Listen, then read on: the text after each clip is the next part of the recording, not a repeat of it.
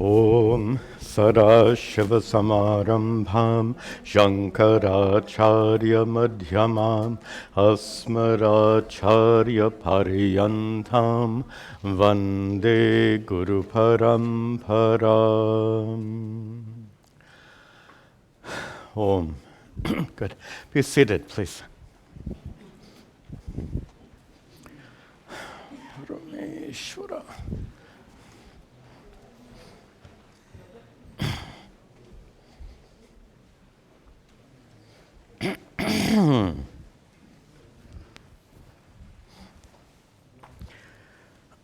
What am I doing here? Okay. Yes. Om Sahana Vavatu Sahano Bhunaktu Sahavidyan Karavavahai Tejasvinavadhitamastu ma vidvisha vahai. Om Shanti Shanti Shanti. Om. Good. Good. Welcome to all of you to our ongoing classes on Bhagavad Gita.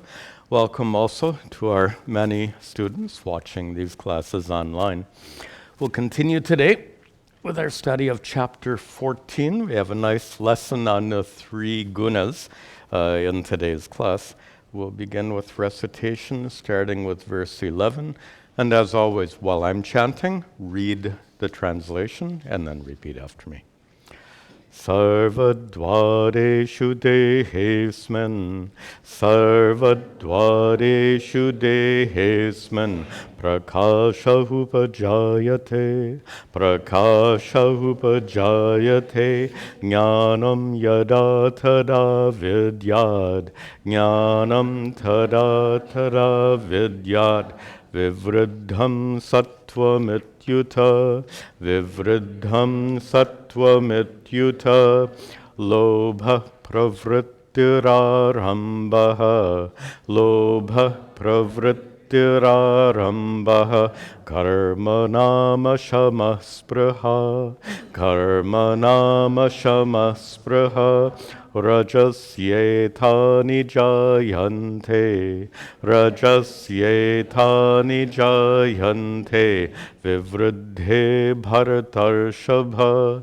vivriddhe bharatarshabha, aprakasho pravrittischa, aprakasho pravrittischa, pramado moha hevacha, pramado moha hevacha, tamasyetani jayante, tamasyetani jayante, vivriddhe kuru nandana, vivriddhe kuru nandana, yada sattve pravriddhetu, yada sattve pravriddhetu, pralayam yati dehabrata, pralayam yati dehabrata, tadottamavidan lokan, tadottamavidan lokan,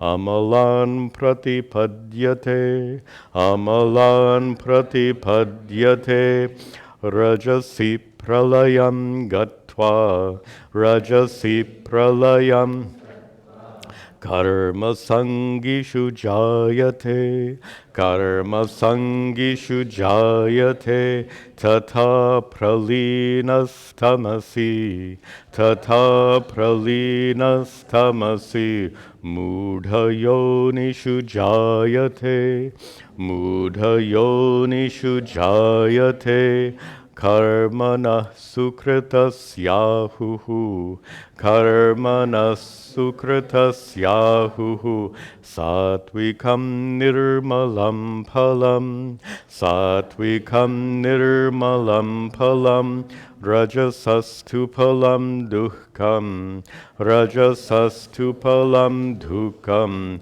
ajnanam tamasah phalam, ajnanam tamasah phalam. Very good. Let us pick up where we left off.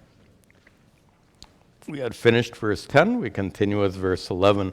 Just to set the context for today's class, Gunatraya Vibhaga, the division of the three gunas, is the title of this chapter. And you remember that the chapter opened with a discussion of the three gunas in a very fundamental sense, not as qualities, but as constituent elements of nature. The constituents out of which nature is made, as I've said several times. In modern times, we see nature in terms of matter and energy. In ancient times, they saw nature as sattva, rajas, and tamas. Now, we've concluded that part of the chapter. Now, we're talking about the gunas in a more conventional way, which is as qualities. In particular, qualities of our minds. And the importance of this topic for spiritual growth should be pretty obvious. We understand that the mind is the tool through which actually cuts both ways. The mind is the source of the problem. Your mind, let's use the proper language. Your mind is the locus of the problem of bondage. And your mind then is the locus of the solution.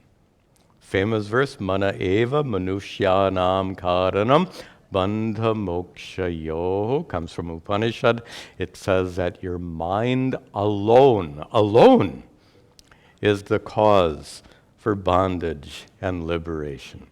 So that means the nature of our minds is crucial in the process of spiritual growth. And the nature of our minds is often described in terms of the three gunas, sattva, rajas, tamas. Sattva with regard to the mind is a condition of purity. Rajas with regard to the mind is a condition of activity and passion and desire. Tamas with regard to the mind is a condition of lethargy, darkness, ignorance. So, obviously, our goal then is to minimize tamas and rajas and allow sattva guna to grow. Here we have a series of verses talking about the manifestation of these three gunas in the mind, and we'll see how Sri Krishna describes all that as we continue. Okay. Sarvadvareshu dehesman, sarvadvareshu dehesman, prakashahupajayate, prakashahupajayate, jnanam yada tada vidyad, jnanam tada tada vidyat, vivriddham sattvamityuta, vivriddham sattvamityuta. Let's take this verse from bottom to top. Actually, third line end, vidyat. Arjuna, you should understand. You should understand what? Last line, sattvam vivriddham. That sattva guna is prevalent. We're talking about in the mind. Arjuna, please understand that vivriddham sattvam, sattva guna is prevalent in the mind when yada tada, when jnanam, back up, prakashaha upajayate, when the light of knowledge, upajayate, arises. Sattva guna is prevalent in the mind when the light of knowledge arises, sarvadvareshu, in all of the so-called doorways, asmin dehe, in this body. What is the doorway in the body? Got two of them here, another two of them here, two here, one here, two below. These are the doorways of the body and senses. But here, when we're going to refer to senses, we have to include the so-called sixth sense, which is not this ESP stuff they talk about, but rather the antakarana. In our Vedantic texts, the sixth sense is the mind. So 5 sense organs plus the mind. And what Sri Krishna is saying here is how to recognize when sattva guna is prevalent, because that's what you want to cultivate, that sattva guna. So he says, when the light of knowledge, excuse me, when the light of knowledge arises in the senses and mind, which mean, and light of knowledge here, I suppose you can take that in several ways, in a very literal sense, knowledge, wisdom, understanding. In a more figurative sense, alertness, light of knowledge, alertness. So many people, there's a nice expression, many people sleep their way through life. What does it mean? They get up in the morning and very mechanically, they have their tea, they have their shower, they go to work, they do all their work, they come home, they have dinner, they watch TV, they go to bed, and tomorrow is repeat. The day after is repeat. So this is sleeping your way through life, a life with no alertness, a life with no attention to what is important in life and what is really going on. So here the light of knowledge means to live, so to speak, with your eyes wide open, meaning being very alert and thoughtful about how you are living each day. And I just want to come back to those words. These innocent little words can transform your life, honestly. If you are reflective enough to consider, what am I doing and why am I doing that? If you reflect on that every day, that little exercise can transform your life. What am I doing? Why am I doing this? Where am I going with this? It sounds so easy, but when you put it into practice, it's extremely powerful and life transforming. Okay, now, sarva dwareshu, in all the doorways, a doorway, you can go out through a doorway, you can come in through a doorway, right? So if we think of our senses as doorways, information about the world comes in, but something also goes out through our doorways, and it's reflected in our behavior. What's going on in your mind is reflected in our behavior. So the predominance of sattva guna in your mind will be transmitted out through those so-called gateways. It'll be apparent to others as well. So not only you will be aware of the prevalence of sattva, but others also will be aware. I'm smiling because usually the awareness is of the absence of sattva, not the presence. So, having talked about sattva guna, next we have rajo guna. Lobha pravrittirarambah, lobha pravrittirarambah, karmanama shamaspraha, karmanama shamaspraha, rajasyetani jayante, rajasyetani jayante, vivruddhe bharatarshabha, vivruddhe bharatarshabha. Again, bottom to top. Bharata Rishabha, bull, O bull of India, he addresses Arjuna. Vivruddhe, go up, rajasi. You have to break up the words, rajasi etani. Rajasi vivruddhe. Rajas is prevalent. Rajas, when Rajasi vivridhe. When rajas is prevalent, then etani, these, jayante, these arise. What are these that arise in your mind? Up at the top. Lobha. Wow, greed. And what follows greed is pravrittihi arambaha, the arambha, the beginning, engagement of pravritti, actions, karmanam. Actually, arambaha karmanam, the undertaking of actions, which is pravritti, activity. Which means when you have greed, you are compelled to fulfill those desires. Notice the use of the word greed. We're not talking about ordinary desires, but he's talking about lobha, greed.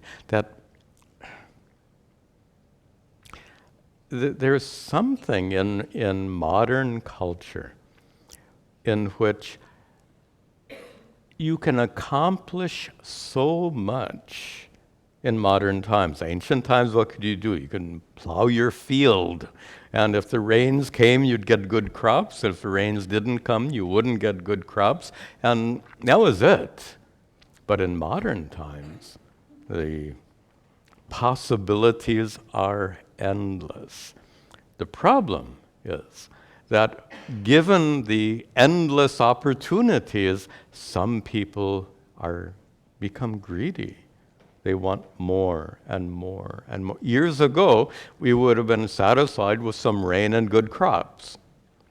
But today, there's some people, not you, some people are never satisfied. You know, you have the big bank account and the stocks and this and that and one company, another company, this investment, another investment, and it's not enough. More, more, more. This is the problem of modern life. Imagine that farmer in ancient times. What more could he accomplish? That's it.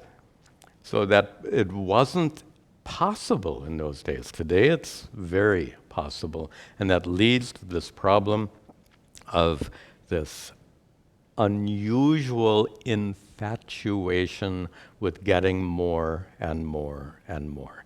And in fact, Sri Krishna describes this as ashamaha. Shama means an inner state of peace. Obviously, these people do not have shama, ashamaha. They have inner discontent. And what's interesting, in fact, it's ironic. When you have, well, that's interesting. When you have a headache, you take aspirin, right? Or Tylenol, whatever you take. And you know, when you have a headache, you take pain reliever. When you have inner discomfort, what do? So when you have a headache, you treat the headache. When you have anxiety and desire inside, do you engage in a process of self-reflection, looking inside and trying to treat it? No. If you have inner discomfort, what do you do? Turn on the TV. That's a very common solution.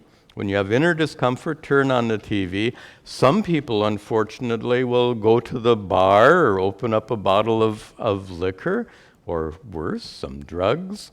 So the point I'm making here is it's somewhat ironic. When you have a headache, you treat the headache. When you have inner discomfort, you don't treat it directly. You turn on the TV, you have a drink, etc., which are very indirect ways of treating that. Also, evidence of this rajas is spriha. Spriha is a certain kind of desire. It's this usually translated as longing. What is the difference between desire and longing? I don't know. But the word longing has a different feeling to it. It means maybe it's always there. Desires come and go, but longings are always present, nagging at you. So these are the manifestations of rajas.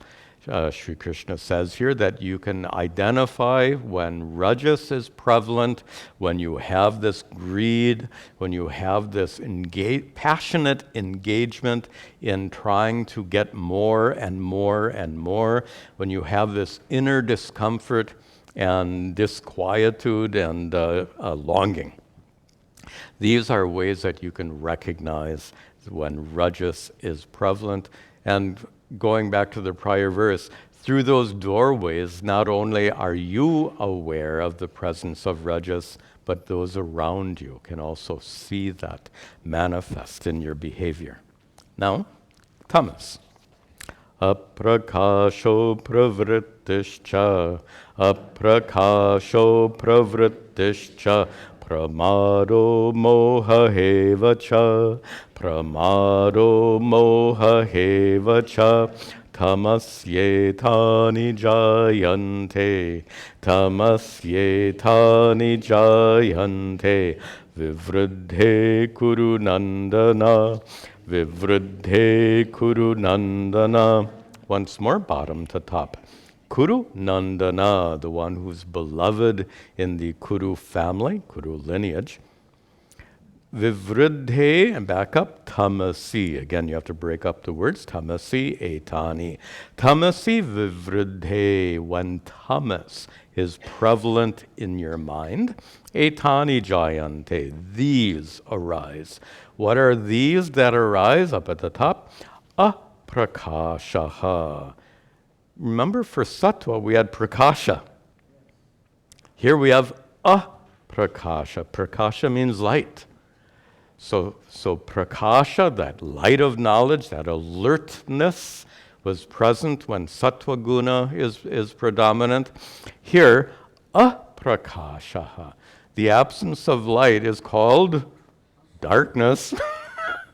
So darkness in the mind, and of course it's metaphoric, right?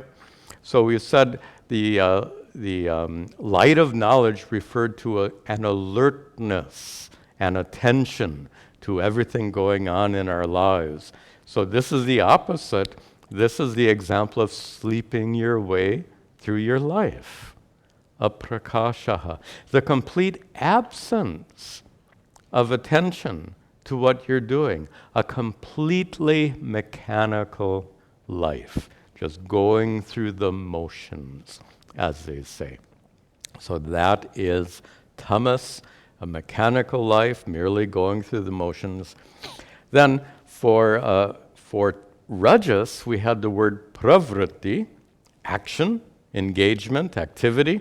Here we have apravrittihi, the absence of action. So notice these two words, we're talking about tamas. So tamas here is defined as the absence of sattva and the absence of rajas. So in the absence of activity, it means, in fact, in our Vedanta class, we had a long talk about couch potatoes. I don't know how that expression came, but anyway. So apravritti means due to tamas, you become a couch potato. Although I think nowadays many people are not couch potatoes, they're, I don't know if this will make sense, computer potatoes? Means you just sit in front of your computer and you just mindlessly, roam the internet, whatever that is. So couch potato means you're channel surfing, right, on the TV. Here we're making up a new term. In addition to couch potato, surfing the TV, here you're now a computer potato. That doesn't make any sense. Anyway, you get the idea. It is the absence of meaningful activity. Pravritti, meaningful activity. Apravritti, absence of meaningful activity. Also, that tamas is apparent when you see pramadaha, wrong thinking. There's a lot of that. And somehow, when you see the media nowadays, it seems to be especially, pardon me for making this little aside, there's a lot of pramada going on, wrong thinking, mistakes, going on in the field of politics. My gosh, what nonsense going on today for all, and both sides, everyone. I'm not saying this side or that side, everyone. They're just riddled with this wrong thinking, pramada, mistakes, and moha. Now, moha can mean delusion or confusion in general, but it has some more specific meanings, especially infatuation and addiction. And these are life-crippling problems. Infatuation and addiction. And obviously drugs, alcohol, infatuation. How many marriages get destroyed through infatuation? These are problems that can destroy your life, and that's associated with tamas. Now, having talked about, in these past 3 verses, we talked about 3 ways in which you can recognize the prevalence of sattva, rajas, or tamas in your mind. But there are some aspects that you can't observe.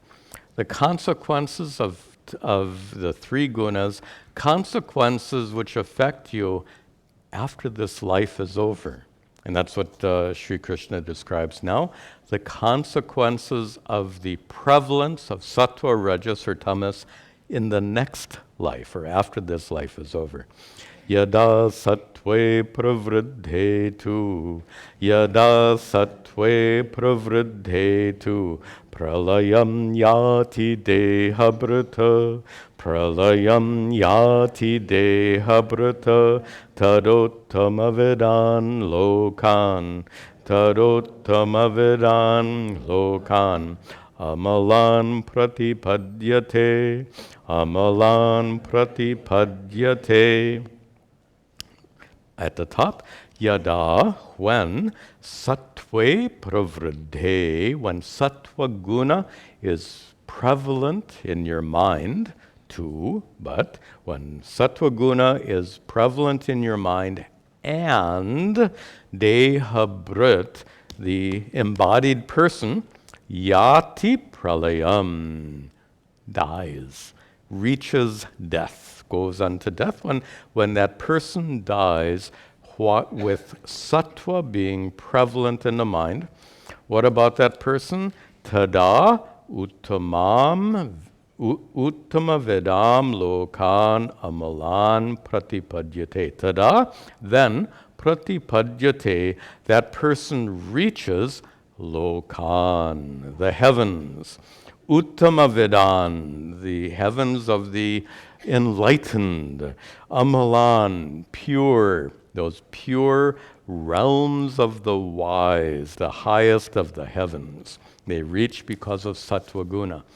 Now, if you think about it, you might think, wait a minute, I thought karma determines where I go after I die. Here Sri Krishna says sattva guna can affect where I go after I die. Understand that when sattva guna is prevalent in your mind throughout your life, how does that affect your behavior? Right? You do punya karmas. And as a result of the good karmas you do in this life, then that will certainly affect you after you die. So it's not that sattva guna makes you go to a heavenly abode, but rather living a life with the prevalence of sattva guna means you live a good life, you accumulate good karmas, and you receive the fruits of those good karmas in your next life. What if your life is dominated by rajas or tamas? Then what happens when you die? Uh-oh. Let's see. Rajasi pralayam gatva, Rajasi pralayam gatva, Karma sangishu jayate, Karma sangishu jayate, Tata pralinas tamasi, Tata pralinas tamasi, Mudha yonishu jayate, Mudha yonishu jayate. Rajasi, when Rajas is prevalent and pralayam gatva, and a person dies, then what? Jayate, the person becomes reborn. Reborn where? Karma sangishu. My translation is a little loose. One is reborn, attached to action. That ends up being the meaning. But literally, Sri Krishna says, you get born into a family of people attached to karma. Now, he doesn't say you get born attached to karma, you get born into a family attached to karma. The idea is if you're raised in a family of workaholics, then how will that affect you? If you're raised in a family of work. Anyway, the point here, though, is a principle. There in the doctrine of karma, there's a principle of momentum. Let me explain that. The way you live your life has two consequences. One is karmic consequences, and as you know, the karmas left over at the end of this life will then go into the sanchita karma. From the sanchita karma comes prarabdha karma. I don't want to go through all the details. Most of you understand that, which means the karmas you do in this life will affect you in your immediately next life in a pretty indirect way, right? Because the karmas you do get mixed into this infinite accumulation of sanchita karma, and then from that infinite amount of sanchita karma comes a finite portion of prarabdha. I don't want to go through the whole doctrine of karma with you, but what I'm saying is the individual deeds you commit in this life will affect you in future lives in general, but will affect your immediately next life little, just statistically little. But there's another factor, a factor we call samskara, mental impression. And it turns out that you're not born a completely, what do they call, white, clean slate? Blank slate, that's the term they use. No one is born as a blank slate. I'm told, I've never raised children, but those of you who have probably have observed that every newborn child already seems to have some kind of personality traits. I don't know that personally, maybe some of you do. That means we're not born completely blank slates. Then how to understand it? Of course, science will explain it one way. Here, according to the doctrine of karma, what we would say is in the prior life, due to some intensity of activities, a samskara, a mental impression was created, and those samskaras form in the sukshma sharira, that which travels from one life to another. Notice this is not memories. Just make it very clear. Memories are stored in your brain. We know this very well. When you die, your brain is gone. Memories do not survive from one life to the next. We're not talking about memories. We're talking about samskaras, conditioning of the antakarana, of the mind, actually an impression left on the very sukshma sharira, the traveling entity. So through karma, not much is transmitted to the immediately next life, but through samskara, much can be transmitted from one life to another.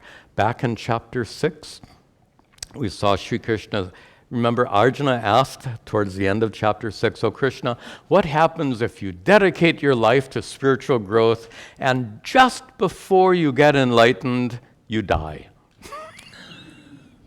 I'm paraphrasing Arjuna's question.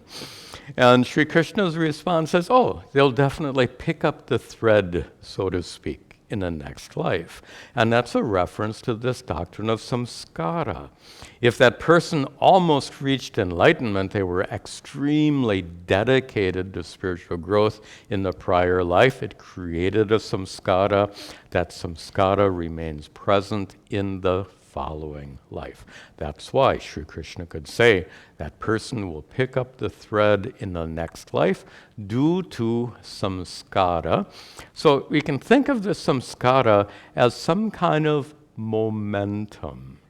If your life is of a certain kind, then that life, and if it's very strong, let's make it clear that samskaras are formed through very intense activities and thinking. They're not ordinary, but something extraordinary. So if someone is extraordinarily rajasic in this life, that could, we're not saying definitely, that could affect the following life. And that's what Sri Krishna describes here. And the language he uses is you get born into a family of workaholics, so to speak. The end result is if you were intensely rajasic in this life, you might be intensely rajasic in the next life.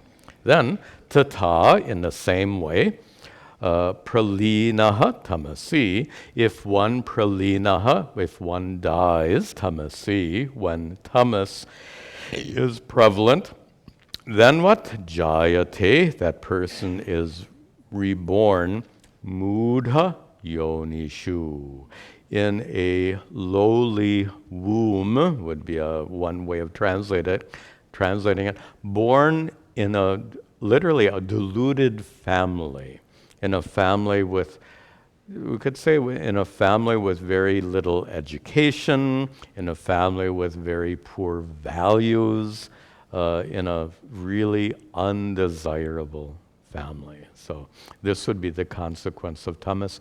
Once again, a principle of momentum. If you've lived a life with tamas prevalent throughout your life, that can leave a samskara which can affect your immediately next life. That's what Sri Krishna describes here. Then, karmana sukritasyahuhu, karmana sukritasyahuhu, satvikam nirmalam phalam, satvikam nirmalam phalam, rajasastu phalam dukkam, rajasastu phalam dukkam, ajnanam tamasah phalam, ajnanam tamasah phalam. Again, start at the bottom, last line. Tamasaha phalam. Phalam, we translate as, literally it means fruits, but fruits in the sense of results in a sense of consequence. So tamasaha phalam, the consequence of a predominance of tamas in your mind, the consequence or result of that is ajnanam, ignorance. And here we're talking about not only at a spiritual level, obviously at a spiritual level, but also at a worldly level. In modern times, knowledge is power. Even that farmer had to know when to plant the crops and when to harvest the crops. So even in ancient times, knowledge is your ability to be effective in life. So both at a spiritual level, talking about adhyatma vidya, spiritual knowledge, but also talking about worldly knowledge, which allows you to be effective in life, But here, not the presence of knowledge, but the absence of knowledge. So tamasaha palam, the consequence of a predominance of tamas, is not only the absence of spiritual wisdom, but the absence of the knowledge which makes you effective in your day-to-day life.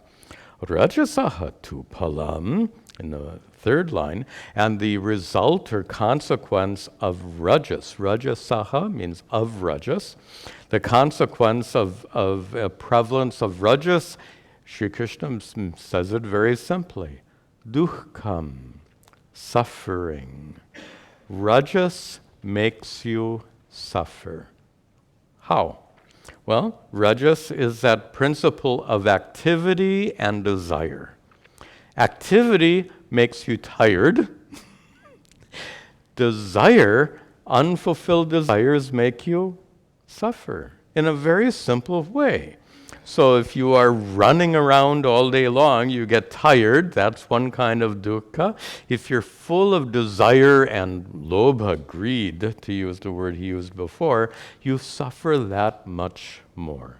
So when rajas is prevalent, the consequence in your life is suffering, and the satvikam nirmalam palam, the consequence, actually he turns it around a little bit here. Karmanaha sukritasya ahuhu. They say karmanaha, for your karmas, sukritasya, for your good karmas, for your good deeds, nirmalam satvikam palam. The consequence is purity. In fact, satvikam and nirmalam both have that same sense of purity here. The grammar here suggests that it's switched around a little bit, and that actually shows a very important principle. Let me explain. When you do good karma, that causes sattva guna to increase. When you have more sattva guna, that leads you to do more good karma. More karma leads to more sattva guna. More sattva guna leads to more good karma. That's pretty helpful. Extremely helpful.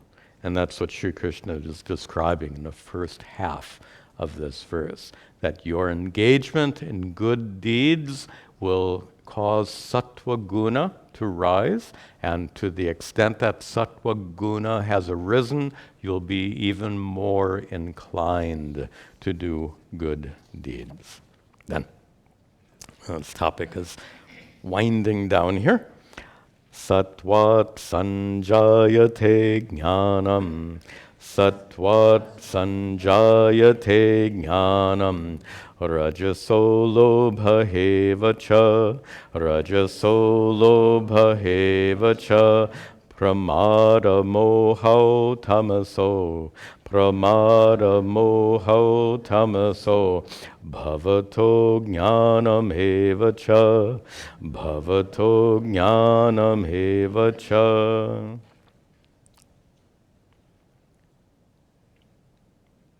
Sattvat sanjayate jnanam. Sattvat, from sattva guna, sanjayate, what arises, what comes forth is jnanam, knowledge. And again, not just spiritual knowledge. These gunas affect us equally at a spiritual level, at the level of sadhana. They also affect you in your day-to-day activities.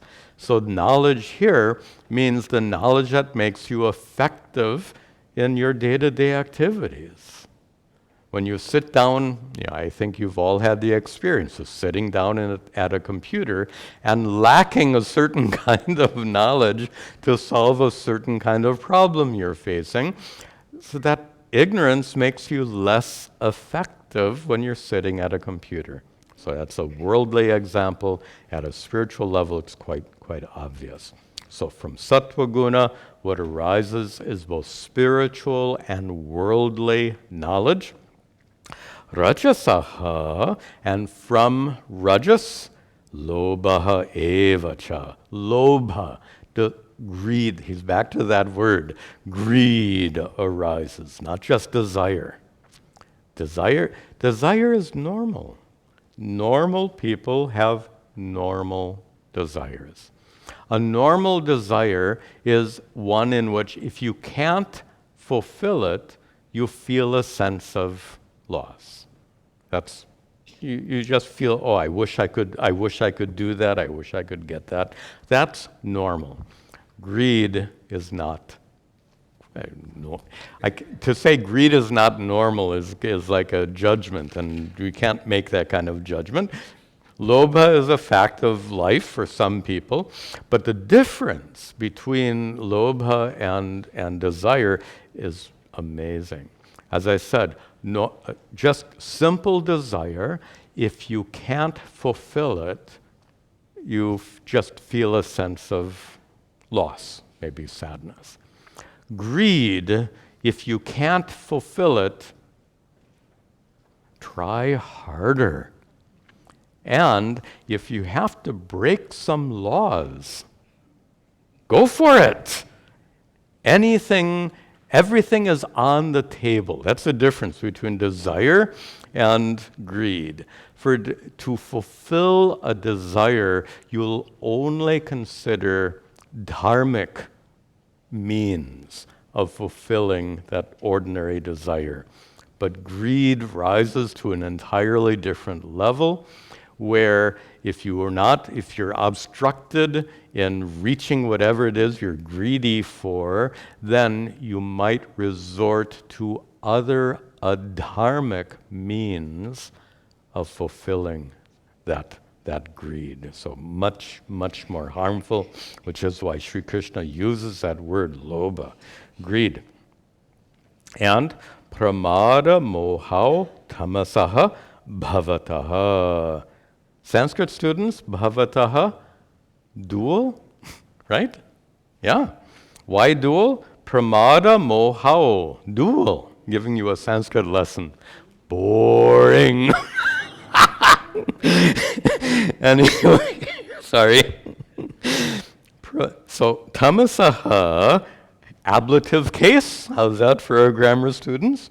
From tamas, pramada, mistakes, and moha, infatuation. He used those same words before. He's using them once again in a dual structure. So from tamas, pramada, wrong thinking, and moha, infatuation, and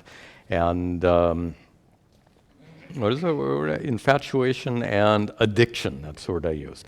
They arise. Not only that, ajnanam eva cha, and also ignorance. So,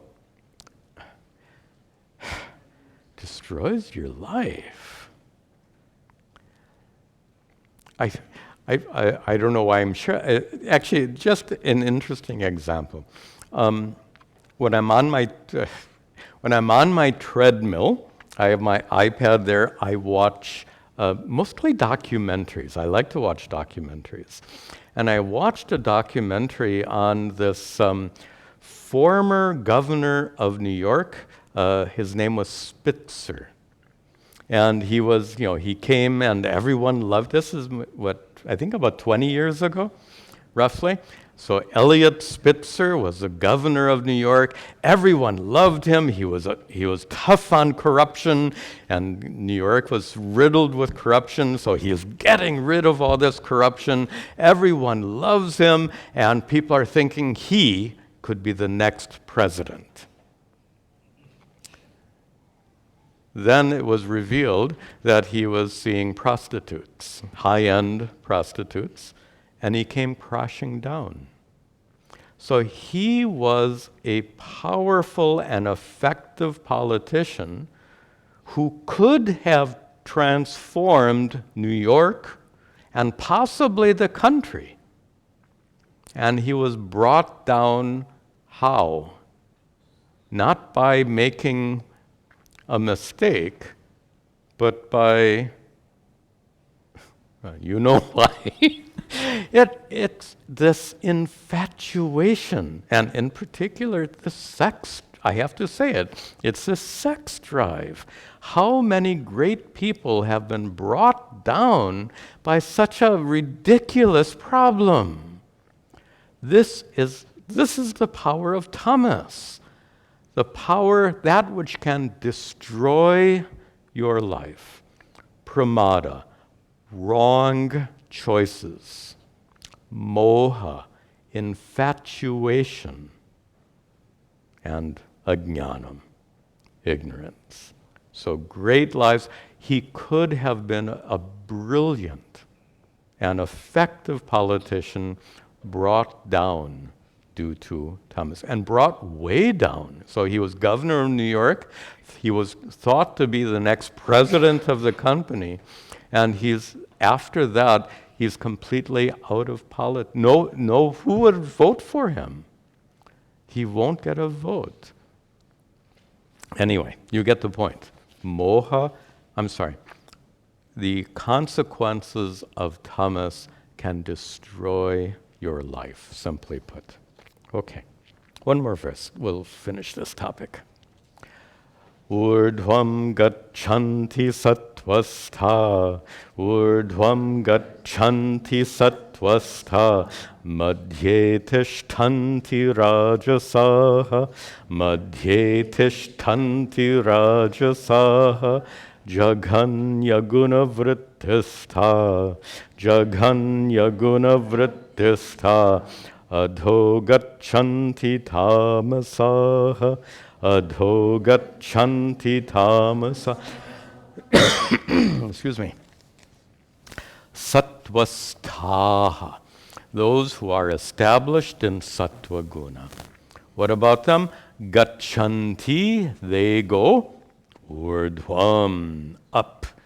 And by the way, this verse 2 can be read at two levels. At a spiritual level, so they go up, meaning that they gain spiritual growth, or maybe they get a better rebirth or go to some heavenly domain, but in a worldly sense also. Sattva guna helps you rise in life. There's a common misconception in life that the good ones don't get ahead, right? You've heard that. Good ones don't get ahead. That might apply in a very limited range, maybe financially. It might be true in some cases that people who are too good, so to speak, are not the most financially successful. They're not willing to break laws, they're not ready to do illegal things, all of this stuff. They're very dharmic. But when they say good people don't get ahead, financially is just one dimension of life. The quality of your life isn't determined by the amount of money in the bank. The quality of your life is determined by so many factors. Yes, money is one of those factors, but one of many factors. So when they say that the good don't get ahead, I think it's absolutely wrong. They may not get ahead financially because they won't bend the laws. Okay. But they will get ahead in the sense that the quality of their lives will be better. Absolutely. And that's what Sri Krishna says here. Urdhvam gachanti sattvasthaha. Those who are established in sattva guna will come up in this life, come up in the sense of a good life, quality of life. And in this life they will come up, and in the next they will also come up spiritually, and if they're reborn, in the next life they'll also come up. Madhye tishtanti rajasaha. But Rajasaha, those whose lives are dominated by rajas, rajoguna. What about them? Tishtanti, they remain madhye, in the middle. Those who have satoguna go up. Those who have rajas, madhye tishtanti. They stay in the middle. But, last line, tamasaha, those whose lives are dominated by tamas, and they're described further in the third line. They are jaganya guna vritti staha. They are established in the nature of the lowest guna, jaganya guna. The lowest guna is tamas. So those who are established in this lowest guna, tamas, what about them? Gachanti, they go where? Obviously. They go adaha, they go down. Once again, both in a spiritual sense and a worldly sense. In a spiritual sense, there's zero possibility of spiritual growth if your life is dominated by tamoguna. Then there's a momentum problem. If tamas is so prevalent in your life in this life, it can carry over through samskara and affect you in your next life. And then even during this life, adho gachanti. Tamas can pull you down, just like former Governor Elliot Spitzer. Okay, a good place to stop. And we'll get a very different topic starting in our next class, and that is guna atita. What does it mean to be beyond the three gunas? That's our next topic. We'll see next time. A couple of quick announcements. I just published a new video called a behind-the-scenes video. If you're interested to see how videos get produced here, you can go watch that video. People seem to enjoy it. Tomorrow, Sunday, we have our Vedanta class on Upadesha Sahasri at 11 o'clock. We're starting another new chapter, and we continue with these very short chapters. So come for the beginning of the new chapter. And immediately after that class, we then have satsang. And you're welcome to come just for satsang. If you'd like to do that, come at 12 o'clock. Okay, we'll conclude with our brief prayers at the altar.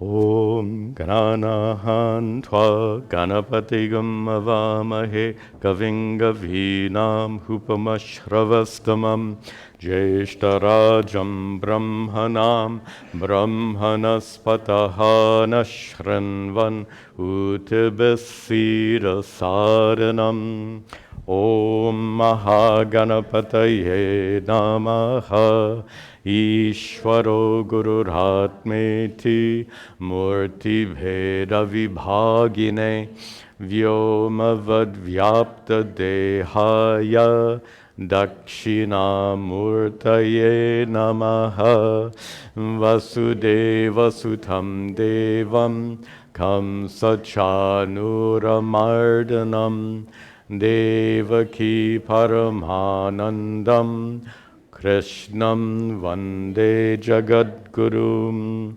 Om Sarve Bhavantu Sukhinaha Sarve Santu Niramayaha Sarve Bhadrani Pashyantu Ma Kaschid Dukkha Bhag Bhavet Asato Ma Sadgamaya Tamaso ma jyotirgamaya mrityor ma amritangamaya Om Shanti Shanti Shanti Om Tat Sat.